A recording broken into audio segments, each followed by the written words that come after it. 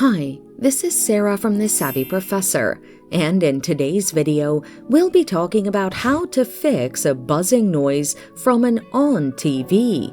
But first, what does the buzzing sound mean?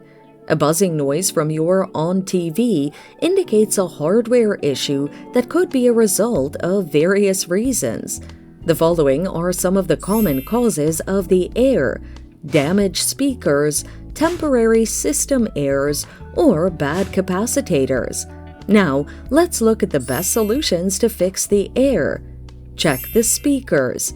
Examine the speakers for signs of damage, wear, and excessive moisture. Mute the TV, and if the noise persists, the speakers are at fault.